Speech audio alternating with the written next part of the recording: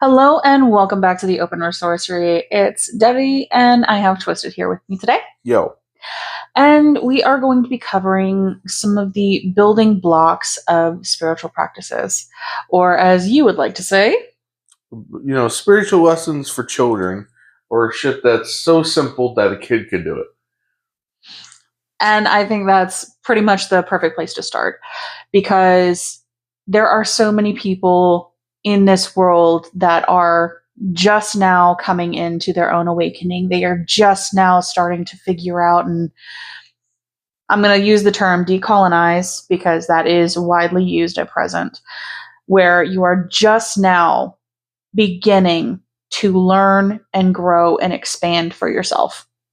And so these are actually things that, yes, I have taught to my kids. I have actually done this with children and also for myself. And that's okay. We all have to start somewhere, and there is never any shame in it. And also, there's nothing wrong with returning to basics because the thing about it is, regardless of how much of an expert one may actually be or may claim to be, or any level of skill or knowledge or what have you, you always have to make sure that the foundational pieces are proper in terms of whatever you're doing.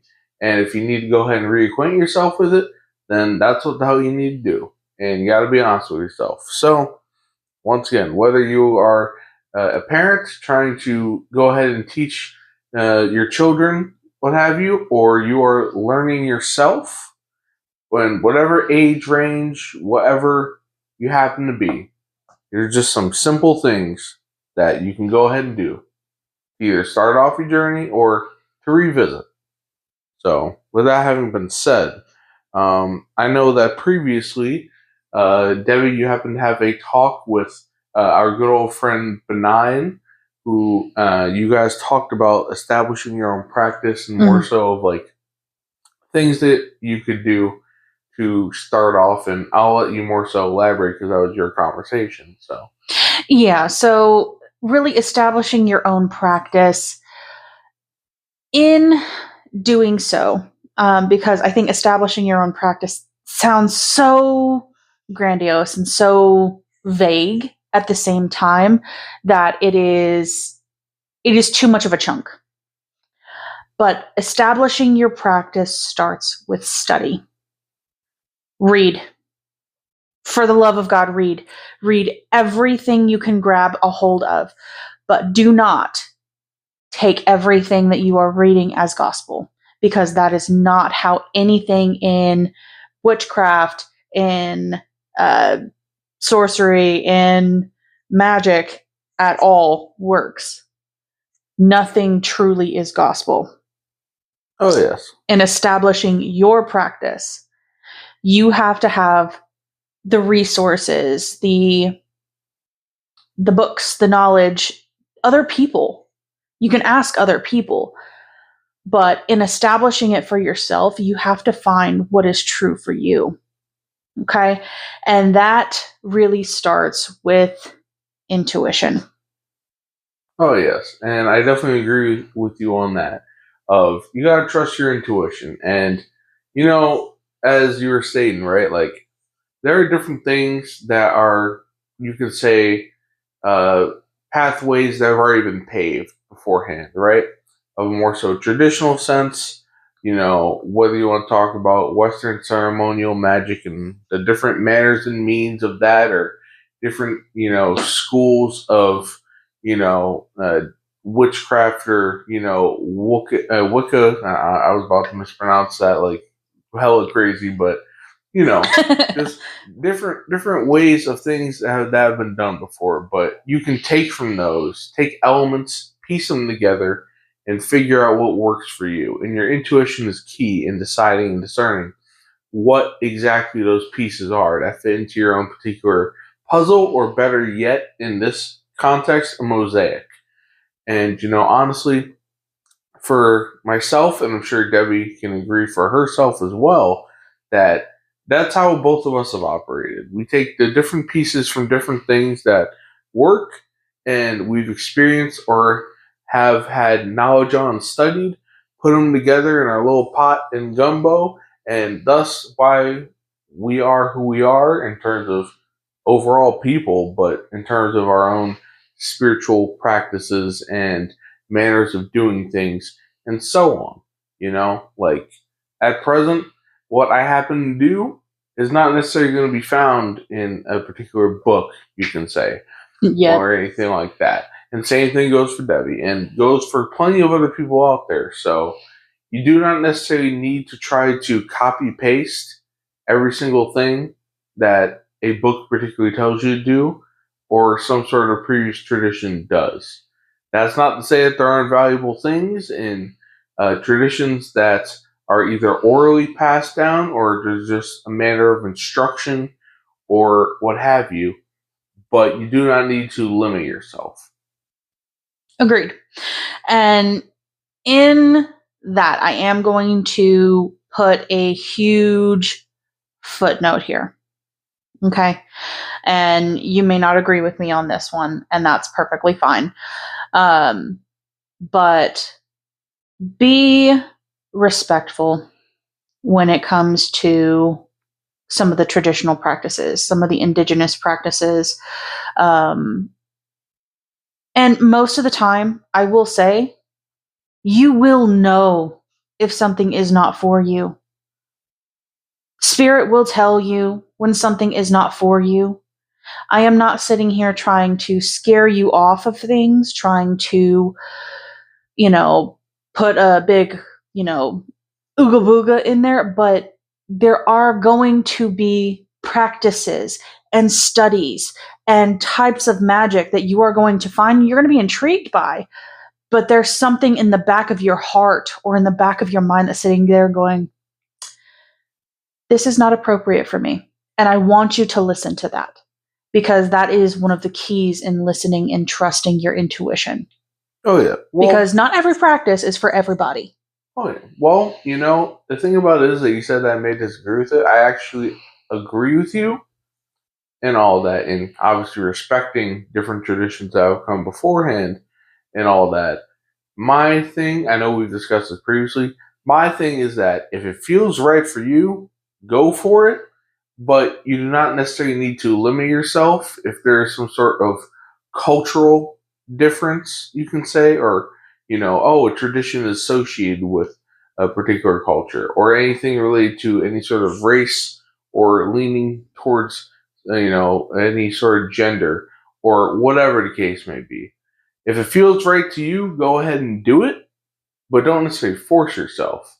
That's more so where it comes down to is, not forcing yourself to do something or forcing yourself against something because you are afraid of what people may think of you. If it feels right to you, go ahead and do it. Absolutely. And obviously, I put that caveat in there for a reason. Oh, yes. Because if you are, and I'm going to use two very, very specific examples. If you are using white sage, shame on you. That is a indigenous thing to use. And it is part of a specific medicine in their rituals. That is not something that is widely available for everybody. Stop it. Or Palo Santo. I'm going to say it because that is used in their specific medicine, in their specific ritual. It's not for us, honey. It ain't for us. It's just not. So with that, trusting intuition, creating your practice, learning everything that you can, but then narrowing it down because not everything is correct. It's just not going to be. That is the nature of the beast. Oh, yeah. And, with that, right, go and having a little bit of more perspective, right? So what are some building blocks for yourself, or maybe that you're going ahead and teaching to your children, or, say you got nephews or nieces or whatever the case may be, right? What are some simplistic things that, a child could be able to understand? in terms of trying to grow spiritually, right? So the first one that I'm going to go ahead and mention is something that I mentioned previously, and that was quite a while ago that I went ahead and mentioned it. It was a conversation with a former friend of ours. We were generally talking about energy work, and when I went ahead and mentioned it, it was me going ahead and talking about energy detection and like the first manner or foray into it for myself in the sense of actually trying to do something to actually get that manner of result. Like passively speaking, there have been different cases and instances, but this was the first time that the objective was there to go ahead and detect energy. So I'm going to go ahead and say shout out to my boy Kenny, who I have not necessarily interacted with in a while, but an old friend of mine, and also Devi's, that he went ahead and quite a few years ago went ahead and taught me this method. So what it was, it's very simple. You go ahead and in a seated position, however you're comfortable, whatever the case may be, you go ahead and you continually rub your hands together. You create actual warmth physically with your hands. You go ahead and do so. And then when you go ahead and happen to do so for however long that you deem appropriate, but substantially enough, then you go ahead and, in terms of detecting energy, go ahead and try to feel it in terms of like actually within your hands, within your palms, but also visually. And in doing so, give it time visually. It doesn't necessarily need to come to you immediately. If it does, then that's good. But everybody has different levels of progression.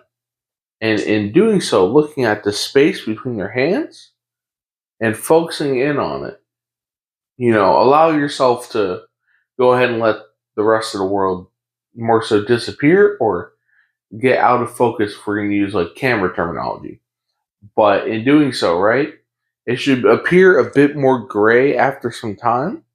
And then even further along in just letting your eyes focus on that area, a certain color is likely to appear.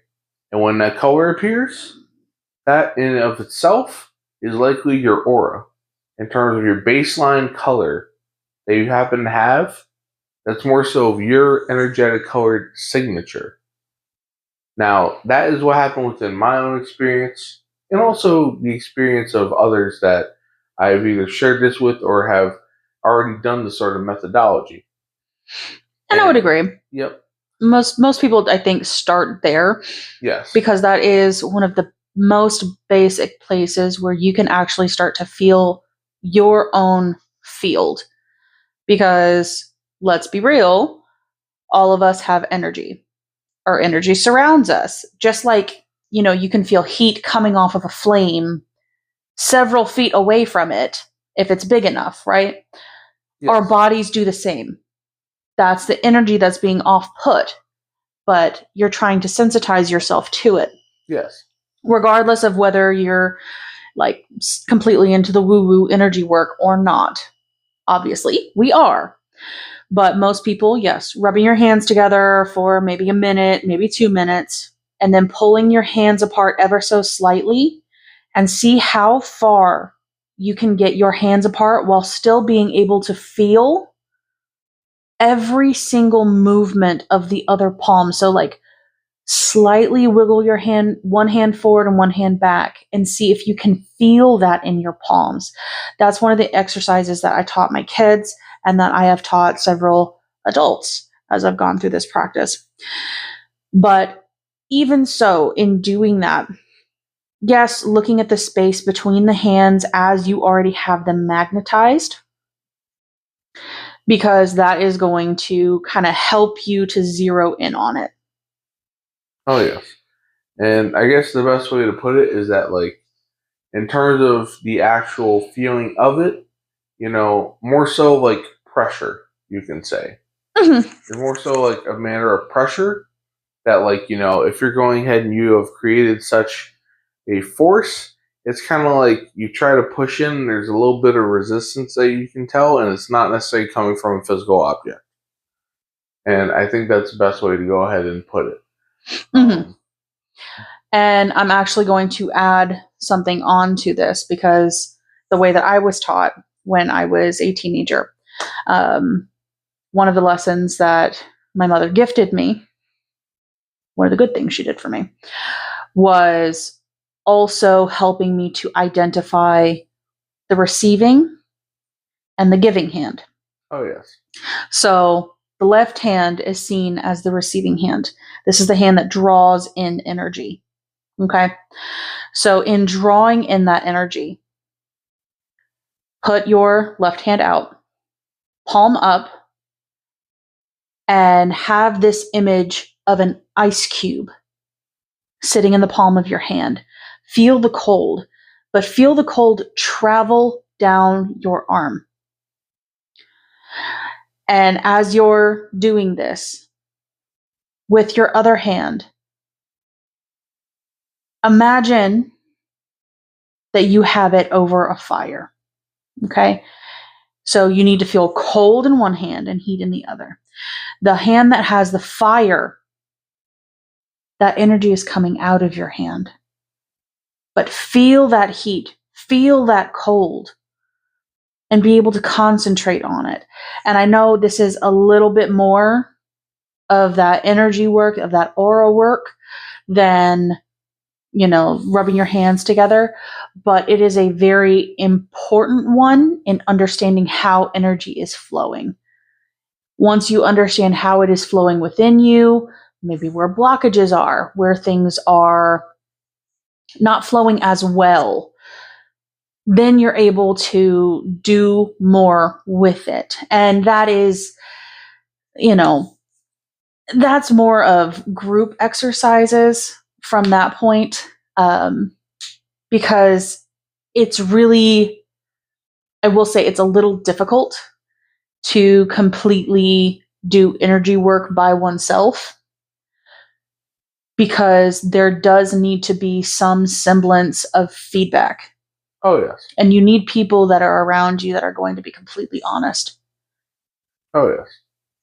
It is something that can be done solo, but optimally, ideally, if you can have others around you and finding kindred spirits or just people who are willing to try it, then go ahead and do so. Mm-hmm. And if you want to go ahead and say that the rubbing of the hands for energy work is, number one in terms of simplicity or some sort of manner of progression, if you are wanting some sort of guideline, then the fire and ice palm will be number two. And then right after that, there is one thing that I know Devi has gone ahead and taught her children and others in regards to a manner of putting up protection for oneself, the energy bubble. Oh, always. So whenever you start to experience things of an energetic nature, whenever you start to open yourself up to the vibrations of the broader scope of life, because physical is just one vibration.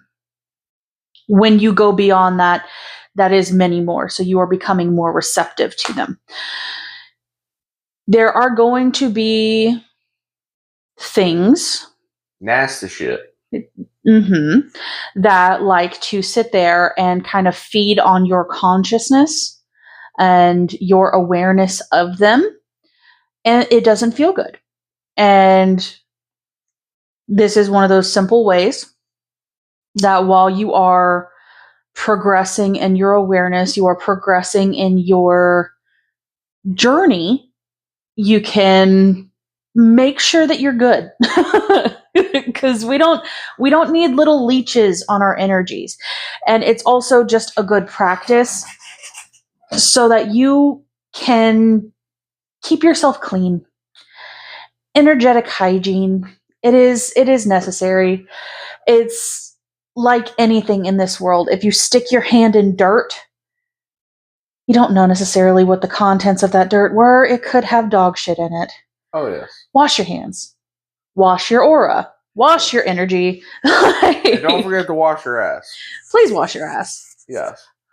But the energy bubble, I always start exactly the same. Take a deep breath and exhale it.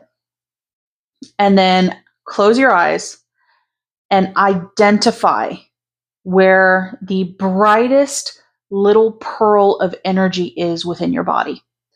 Typically, I find it right in the diaphragm below the lungs, but right at that kind of meeting of the rib cage at the very bottom. And most people, I find it exactly there. Some people it's a little higher, a little lower, depends on you. But that's kind of where you're centered in energy. Yes. So, and for the associating with the chakras, for those who are familiar with it or those who still need to learn about it, that will be generally around the solar plexus or in between the solar plexus and the heart center. Yes.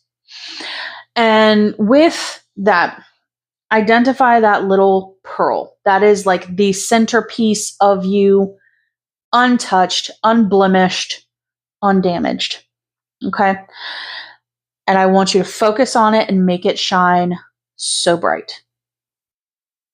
If it shines white, beautiful. If it shines gold, beautiful. If it shines silver, beautiful. Whatever color you associate with yourself, but it needs to shine, baby, shine.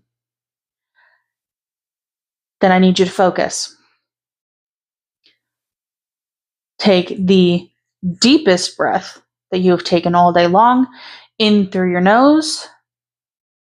And as you are inhaling, the light and outside edges of that pearl start to expand and grow. And as they are expanding and growing, they are starting to encompass your body and even go outside of your body because it needs to encompass you like a bubble. How is it going to protect you if something can touch you? When you exhale, any negative space, so any space that is filled with nastiness, any space that is filled with just emptiness, that bubble is starting to fill up. You inhale, you're inflating it. You exhale, still technically you are inflating it by removing that nasty shit. And it takes a minute or two. But take really, really deep, purposeful breaths with it. Because those deep, purposeful breaths are you connecting with the energy of the universe and having the universe, God, gods, goddesses, whatever you want to call them, attach the energy there and fund that protection for you. Now, as that bubble gets about a foot from you on all sides, or if you're like me, you want to fill the entire room, do that. But once it gets to where you want it to be, where you feel safe, where you feel protected, where you feel like you are good, there's a couple choices here. One is to harden that border, harden that edge. And that's going to be with breath, that's going to be with purpose, that's going to be with intention. No doubt can happen here because any doubt, you're adding flexibility to it. This is your soul. This is your intention. This is your power. Allow it to actually flow. And the one that I like to do is I like to set the outside of that auric bubble on fire. Now, obviously, it is more of a mental fire and a spiritual fire than an actual fire. But I like to do that as a deterrent because my apartment is haunted. Spooky shit, be gone. Go away.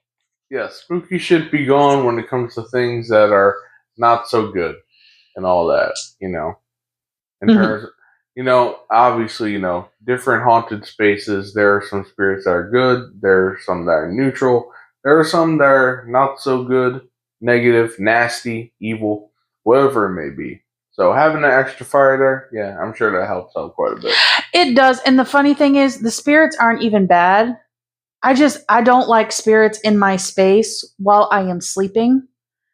Like, it's not even that they're bad. They just are there, and I don't want them anywhere near me while I'm trying to go to sleep. That's all it is. Yes. Now, honestly, I think you went ahead and explained that particular method very well.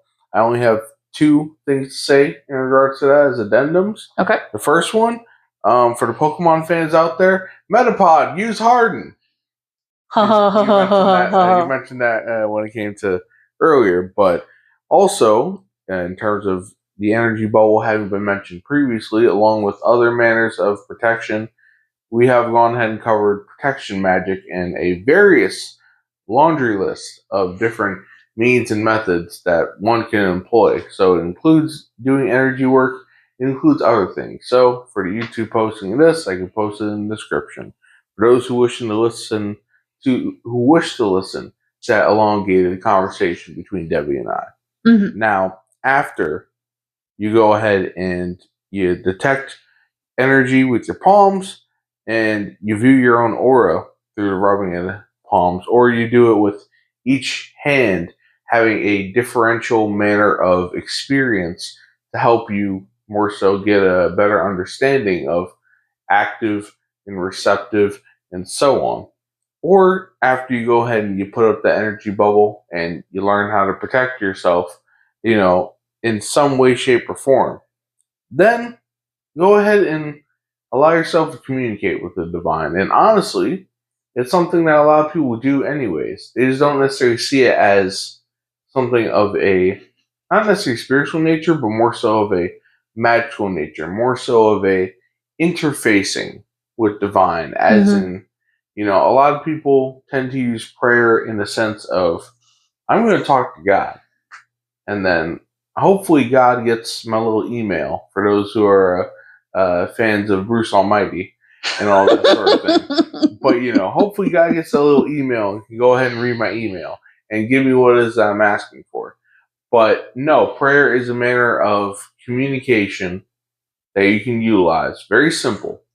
Whether it's, going ahead and doing from a Christian and or Catholic standpoint, Hail Mary or Our Father, or actually going ahead and just having your hands put together, folded, or whatever manner or means that is appropriate for you, and going ahead and being like to, God or goddesses or any manner of divinity that you choose or ascribe to interact with, and just be like, hey, how's it going? My name's so-and-so. You probably already know me. But in any case, I want to go ahead and more so interact. I want to talk to you. I want to get more messages. I want to be able to be guided and all that sort of thing. Whether it's, once again, to a manner of deity, whether it's to angels, whether it's to even more so localized elementals and spirits of that nature. Mm-hmm. Taking the time to sit down, it can be for a couple minutes, 5 minutes, 10 minutes, however long you deem appropriate in a singular instance, or every so often, or every day, or multiple times a day. Just actually allowing for communication to occur, for you to take that step. It can go a long way, very much so, over time. And it's very simple. It's very much along with the acronym of keeping it simple, stupid. As Debbie very much knows, I like to describe. Oh, yeah. Yes. But yes, so in terms of prayer, how about you, Debbie? Well, here's the thing. Guess what prayer is? Prayer is a spell. Like, overall, it is communication with the divine in a wish format, or telling the divine what you want to happen overall. But prayer, I don't think prayer is necessarily one of those things where you're supposed to be asking for things. I believe prayer is supposed to be used as establishing a relationship with the divine. Oh. And most people are seeing the divine as something that is unreachable when it is in the very air that we breathe.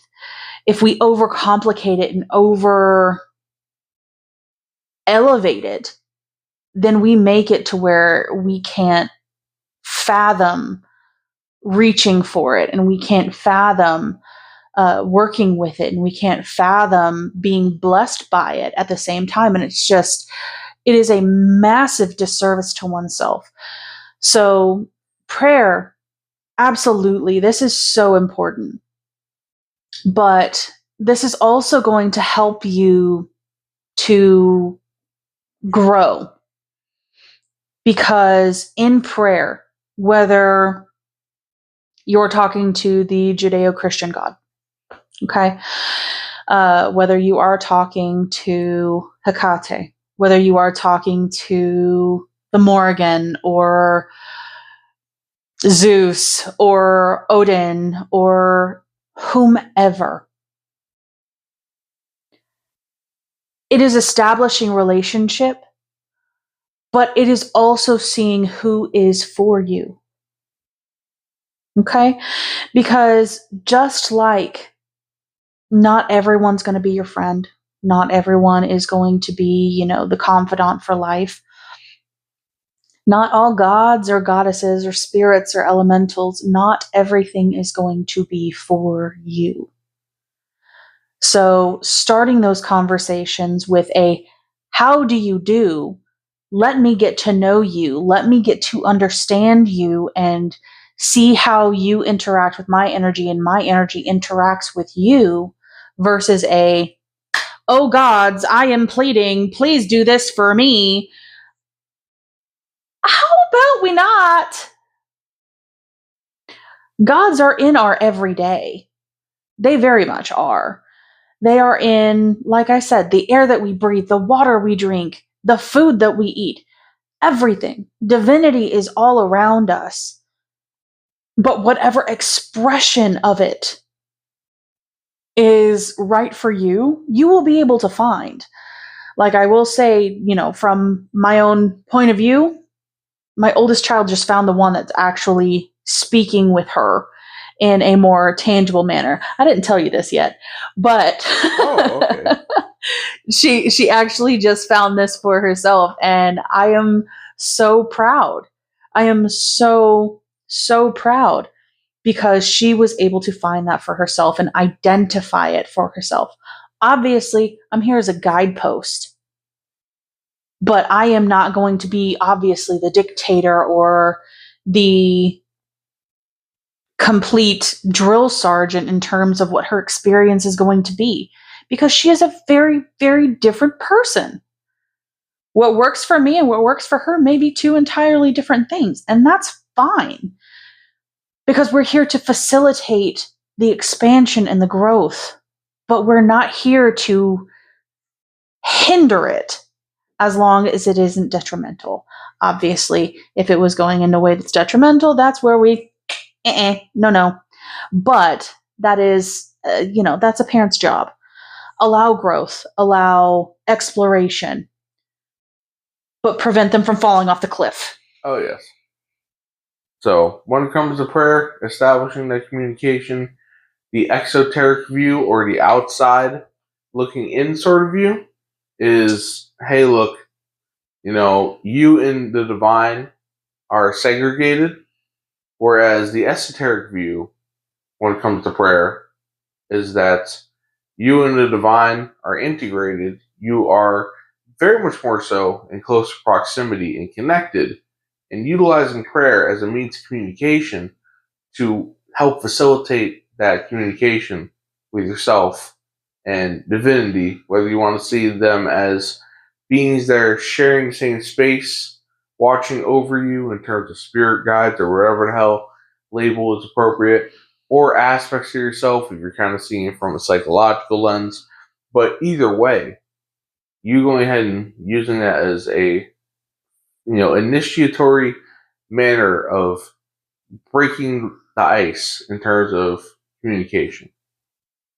And the last thing, in terms of rounding out with the good old 5 things that can be done, is we've already gone ahead and talked about viewing your own aura and energy detection from rubbing your palms, and energy detection with fire and ice in each palm, energy bubble for protection, and prayer. But then this one is pretty much like something we already do involuntarily.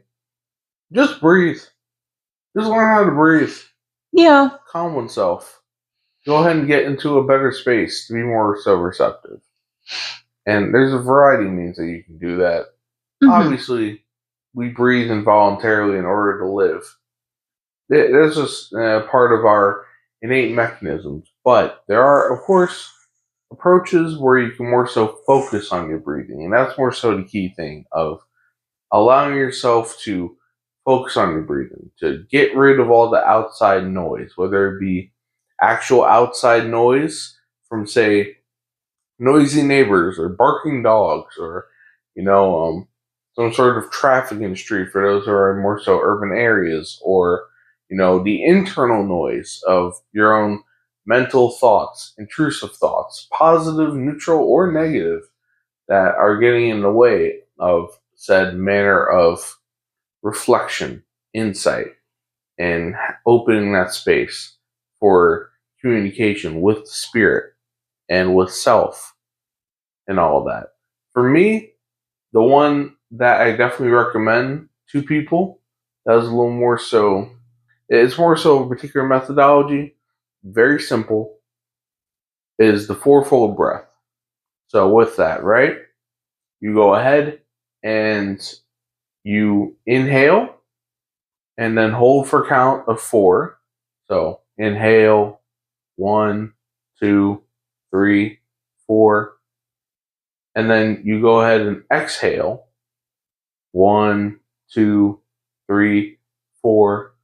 And the thing about it is that, there's, a couple different variations of that and various other breathing exercises. But in utilizing the 4-fold breath, you can go ahead and, just get in a calmer space, more open space, more receptive space. Mm-hmm. And what about anything when it comes to basic breathing exercises for you, Debbie, that happens? Oh yeah, well, I'm gonna explain the 4-fold breath just a little bit better. All right, go ahead. Because I think of it in a square, because my mind works in pictures. So the inhale is 4 count. So 1, 2, 3, 4. Hold, 2, 3, 4. Exhale, 2, 3, 4. Hold, 2, 3, 4. And so just seeing that square happening mentally, but every aspect of that is on a count. And obviously, choir kid, can't help that. I will always do things in counts. It is the way. But it actually doesn't work for me. That's the funny part. So the 4-fold breath doesn't necessarily work for me. Because I have too much lung capacity. And so trying to fill my lungs in its entirety, it doesn't work. Oh, yeah. I actually have to go longer. And so the way that I do it is more so, and now of course I have to yawn. Oh, of course, because I do that. Yes. But for me, it's more so in through the nose in a measured way. Like, you're not trying to inhale like super fast notes. You're not doing that. It is a steady, slower inhale until you literally cannot take any more air in. So I want that air to go so deep into your lungs that your stomach has to push out, and it feels like your belly button is going to pop. Yes. And if your belly button doesn't feel like it's going to pop, you still have room. And then from there, it is a measured exhale, because if you can hold it for a little bit, do that. But that's dependent on you. My way is a little bit more laissez-faire. Oh, yeah. But exhale like you're blowing through a straw, it doesn't necessarily have to be pressured, but it is through your lips. And so it is exhaling until you have nothing left. So it may make you tired, honestly. Hence the yawn. And another yawn. Always. Can't help that. It's late, but the way that I do my breathing exercises with that is what helps me calm down. So whether you need that more measured fourfold where you are making that square, maybe you need that visual every single time. Maybe you need that hold and that pause, but you need it measured. You need that. That's fine. If you need to do the more laissez-faire route where it is just inhaling until you cannot inhale anymore and exhaling until you cannot exhale anymore, do that. All it's doing is focusing your mind. Because in today's day and age, we have so many other things that will distract us. We have games on our phones in our pockets that go with us everywhere. We have TVs in every room of our house. We have a computer in every room of our house. We've got tablets and just so much light and noise and, what's that over there? What's that over there? That you feel ADHD. You feel like your attention cannot be on one thing at a time. So what the breath exercises are doing is it's drawing you back in. It is drawing your attention to one singular point versus being scattered everywhere else. Because I know, for me, if I am not focusing, I am probably shut down because my mind is everywhere else at the same time. Oh, yeah. And even if we didn't necessarily have said modern technology to go ahead and distract us, obviously, basic breathing exercises have existed forever. And our forefathers or foremothers or ancestors, they had their own distractions, their own struggles to deal with. Whether it's the hunter and gatherers going ahead and they had to fill their stomachs and all that sort of thing and they're a bit hungry, or in pursuit of said food, they're going ahead and trying to chase down some buffalo or whatever the particular wildlife that they're going ahead and consume may be in whatever part of the world that they're at. Going ahead and taking those distractions and saying, you know what, whatever the body is trying to go ahead and have me feel, have me hear, have me, experience, I'm going to go ahead and pull back from that. Just for, however long you need to get extra insight or calm or whatever your particular purpose is. And all that sort of thing. So whether you're going ahead and you're in some sort of close off room with God knows however many LED lights and you need to go ahead and have it fluorescent as hell, or you're more so under a starry sky in the middle of a forest and it's so silent that you can hear a little chipmunk going ahead and scurrying up a tree or something. Allow yourself to tune out the noise, tune out the visual sort of things, just by going ahead and focusing on your breathing. Close eyes or open eyes, whatever you deem appropriate. Absolutely. And that's the point of it. Because if you can't focus your mind, intention is going to get lost. Magic is going to be hard. Because intentionality is everything in the practice. And, even if it isn't necessary for a particular manner of working, go ahead and try to commune with the divine or anything like that. If you're going ahead and having a panic attack, or you need to go ahead and conduct some manner of self-therapy, or whatever the hell the case may be, something that's considered a little more so of a regular challenge or mundane or whatever, it works in that context too. It works in just any sort of context. So, if anything, I would say the basic breathing exercise is by all means the most applicable out of all of these. Oh, absolutely. So, with that having been said, we pretty much went ahead and covered everything we wanted to. And yep. For this one, I think we have covered everything that we need to. Very simplistic, very straightforward. Obviously, ask questions if you feel like we need to go into more detail, because I love questions so much. Oh, yes. But, so when it comes to anything like that, we went ahead and we covered the energy detection in terms of rubbing your palms and viewing your own aura. We covered energy detection with fire and ice in each palm. Going ahead and forming an energy bubble for protection. Having a manner of prayer, using prayer to commune with the divine or aspects of spirit or self, your own soul, whatever terminology or other manner outside of your own conscious mind. And then basic breathing exercises, such as the fourfold breath or whatever other ones are appropriate for you. And also the fourfold breath, if you're wanting to go ahead and listen to a short clip of more so just, me explaining it very simply already. And I guess you can kind of use that as some sort of guideline for meditation of it. Then that is something that we have also covered and is on the channel. So I'll put a link in the YouTube posting of this for that.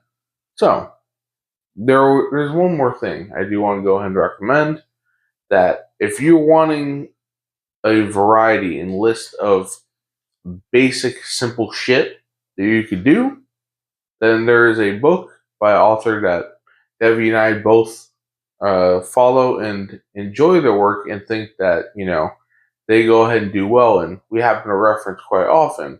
And that is Ritual and Essential Grimoire by Damien Eccles and his wife, Laurie Davis.